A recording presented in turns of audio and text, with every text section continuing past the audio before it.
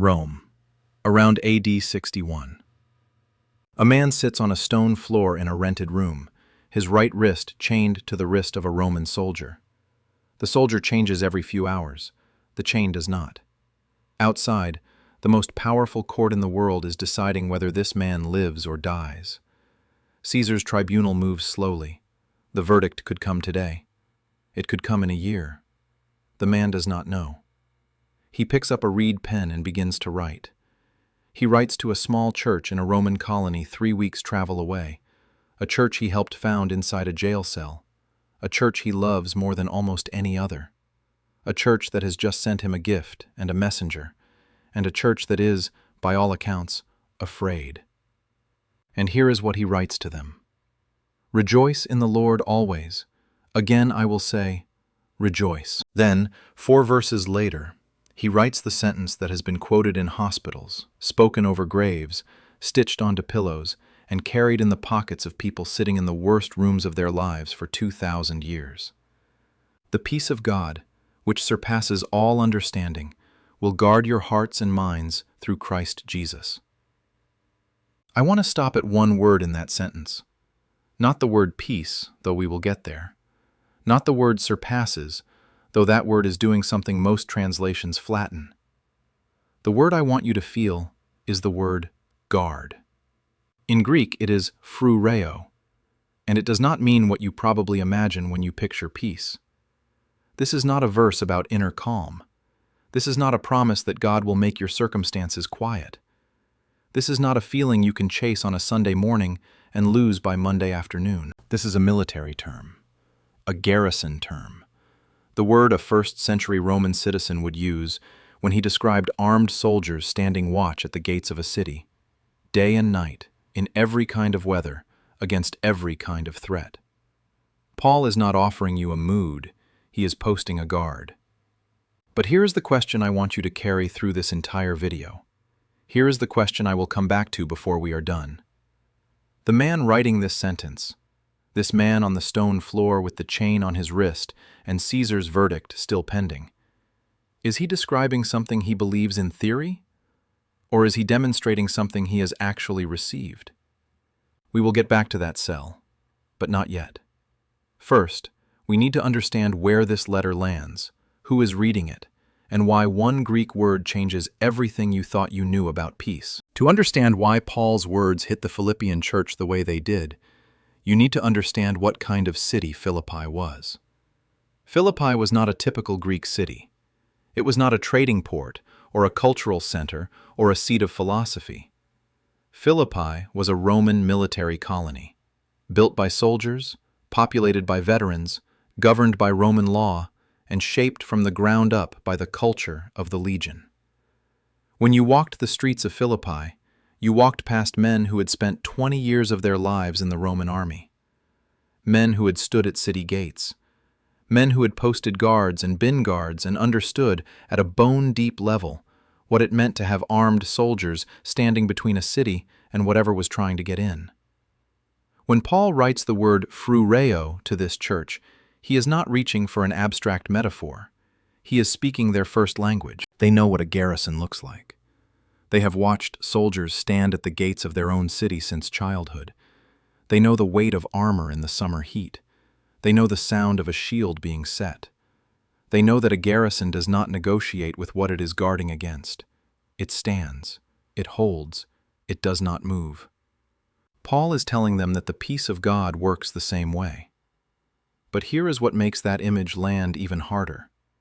Because the Philippians do not only know what a garrison looks like from the outside, they know what it looks like from the inside of a cell. Go back to the night the church in Philippi was born. Acts chapter 16. Paul and his companion Silas have been stripped, beaten with rods, and thrown into the inner prison, the deepest, darkest section of the jail. Their feet are fastened in stocks. They are not in a holding cell waiting for a hearing. They have been beaten publicly and chained and left. And at midnight, Paul and Silas are praying and singing hymns. The other prisoners are listening. Stay with me, because this detail matters more than it first appears. Luke does not tell us the other prisoners applauded. He does not tell us they joined in. He tells us they were listening. Because what Paul and Silas are doing at midnight in a Philippian prison cell, singing with open wounds and chained feet, is not a performance. It is not bravado. It is evidence. Something is present in that cell that has no business being there, and the other prisoners can hear it. Then the earthquake comes. The foundations shake. Every door swings open. Every chain falls loose. The jailer wakes. He sees the open doors. He draws his sword, because under Roman law, a guard who loses his prisoners pays with his life. And he is about to kill himself when Paul shouts from the darkness, "We are all here. Do not harm yourself." Think about what Paul just did. He had open doors. He had broken chains. He had every reason to run. And he stayed. And in staying, he saved the life of the man who had chained him. The jailer falls trembling before Paul and Silas and asks the question that has echoed through 2,000 years of church history. "Sirs, what must I do to be saved?" That man, that trembling jailer, becomes part of the church Paul is now writing to from Rome. The church built on a midnight song and an open door and a prisoner who chose to stay. This is the origin story of the Philippian community. Not a comfortable Sunday gathering, a jail cell, an earthquake, a man with a sword who nearly died and didn't, and two missionaries who sang when singing made no sense. So when the letter arrives from Rome, when someone reads aloud the words, "The peace of God will guard your hearts and minds," these people do not receive it as a pleasant religious sentiment. They receive it as testimony. They know what it looks like when a man has this peace. They watched it the night Philippi's church was born. But Paul is not writing into a church that has everything settled. And this matters. 4 verses before the peace promise in the same chapter, Paul names 2 women in the Philippian congregation. Their names are Euodia and Syntyche. And he urges them, publicly, in a letter meant to be read aloud to the whole church, to reconcile, to be of the same mind in the Lord. We do not know exactly what happened between them. The letter does not say. But Paul thought it serious enough to name them both by name in a document that would be read in front of everyone they knew. Whatever the fracture was, it was visible. It was real. It was creating division in a church Paul loves. Here is what most people miss about Philippians chapter 4. The peace promise does not land in a peaceful setting. It lands in a church with a conflict Paul felt he had to address in writing. It lands in a city shaped by military power and Roman anxiety. It lands in the hands of people who received this letter while 2 of their own members were not speaking to each other.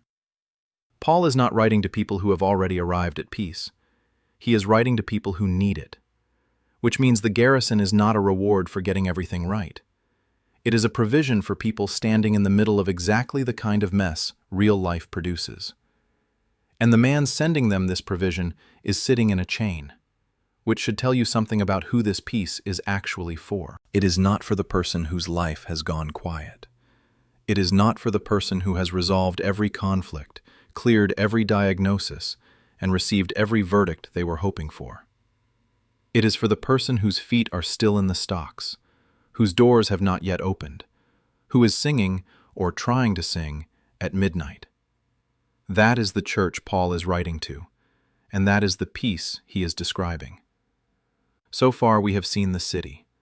We have seen the cell where this church was born.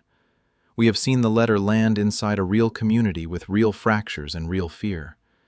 And we have been introduced to one Greek word, phroureo, that is about to change the way you read this verse for the rest of your life. We are halfway through. If this is already opening something up for you, if you have never seen Philippians 4:7 through the lens of a Roman garrison, subscribe now and share this with someone who needs it. Someone sitting in a hard room. Someone whose midnight has gone on longer than they expected.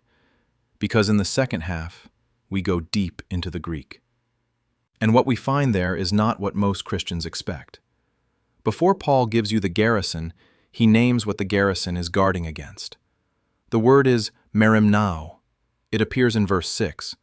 Be anxious for nothing. That word anxious, merimnao in Greek, is not a clinical term for an anxiety disorder. It is not a mild descriptor for a worried afternoon. The root of the word carries the image of a mind being pulled in multiple directions at once, divided, torn. The same word Jesus uses in Matthew chapter 6 when he says, "Do not be anxious about your life, about what you will eat, what you will wear, where you will sleep."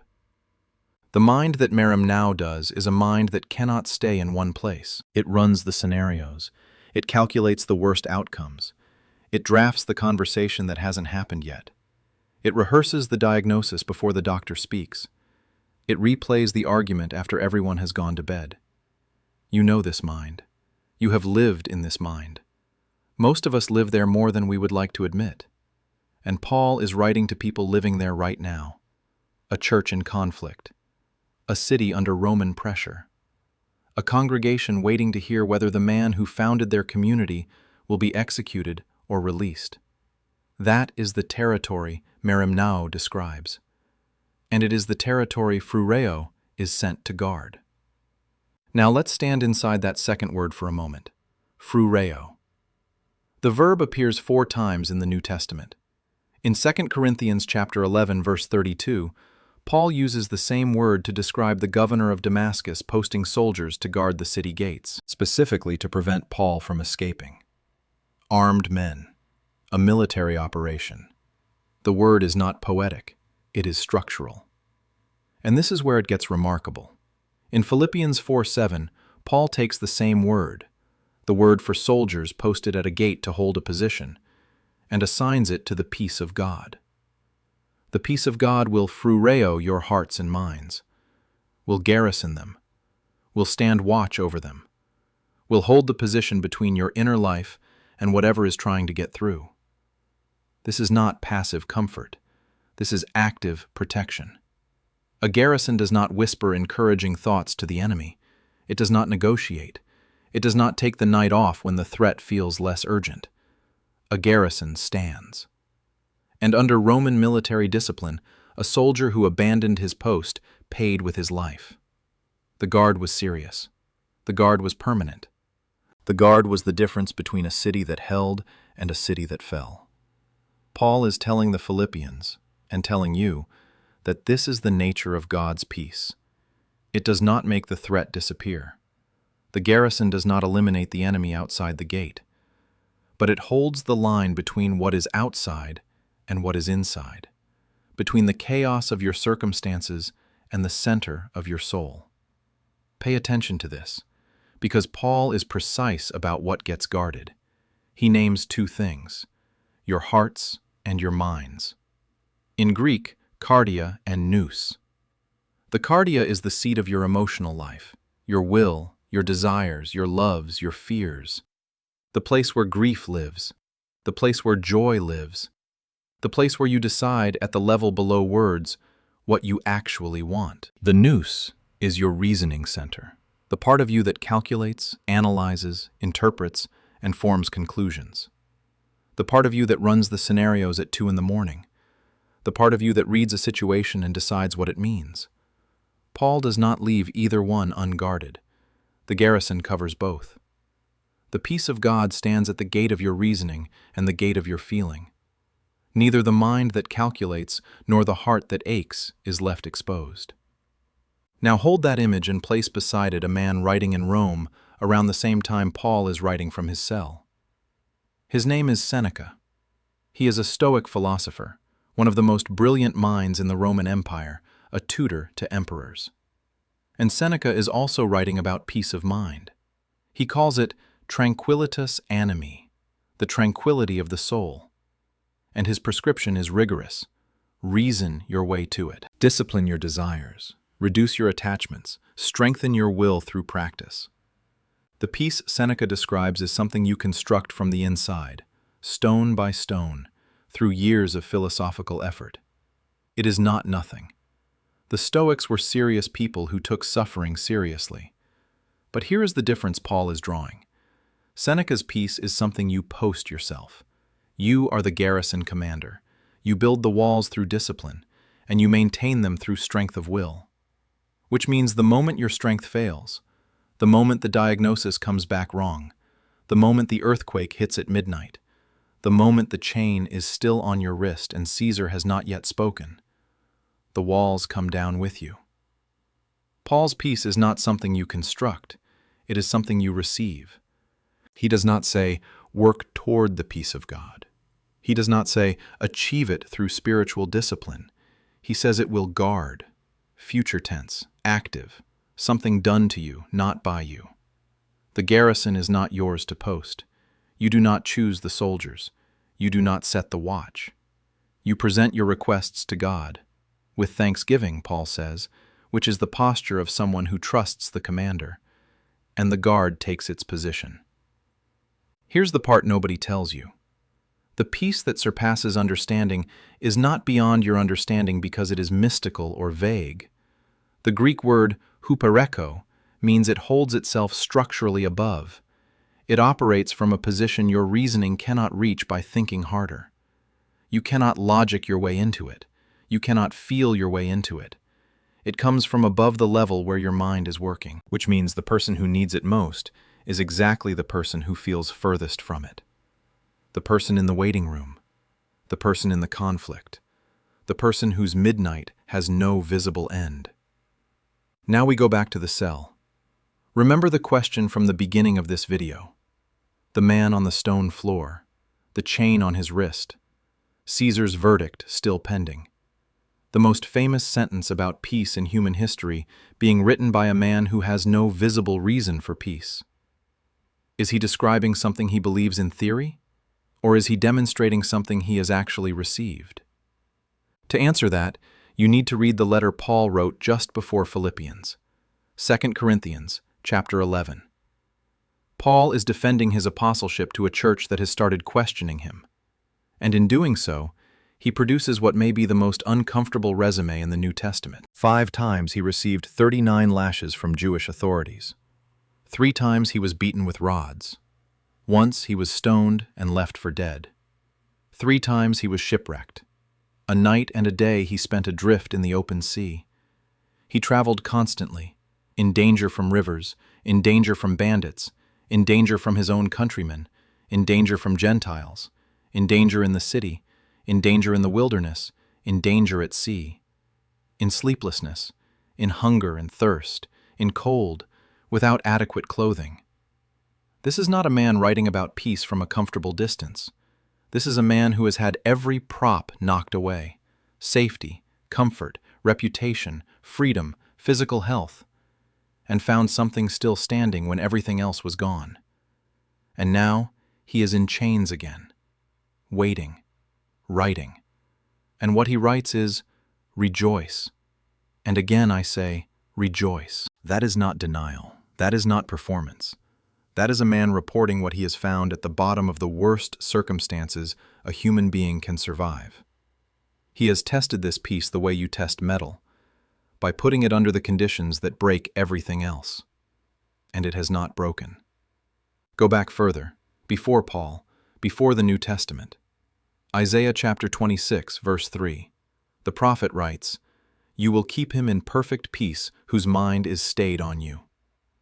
In Hebrew, the word for peace there is shalom. But Isaiah does not write it once. He writes shalom, shalom, the word doubled.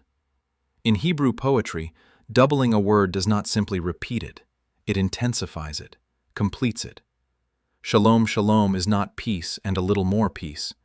It is peace pressed down and running over, peace with no remainder, peace that has filled every corner of the room and is still coming. The garrison Paul describes in Philippians 4 is not a New Testament invention. God has been posting this guard since Isaiah's century, since before the Roman Empire existed, since before the word phroureo was ever written on papyrus. The God who doubles the word shalom is the same God who stations the garrison. This is not a story about a feeling. This is not a story about optimism. This is not a story about the kind of peace the world offers when circumstances cooperate. This is a story about a guard that has been standing since before you were born and will be standing long after the thing you are afraid of has passed.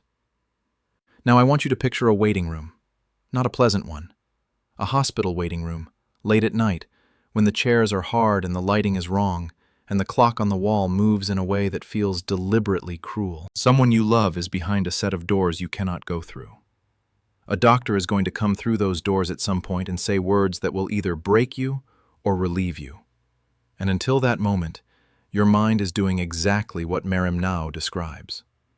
Running, dividing, calculating every possible outcome, rehearsing both versions of the conversation that is coming, drafting the grief before it has been confirmed, hoping so hard it starts to feel like the hope itself might jinx it. That room is where most of us actually live. Not in a theological debate about the Greek, not in a comfortable chair reading about Paul's suffering from a safe distance. In the waiting room, at 2 a.m, with a divided mind and a heart that does not know what is coming. And this is what Paul is saying to you in that room. The peace of God is not going to make the waiting room comfortable. It is not going to tell you the news will be good.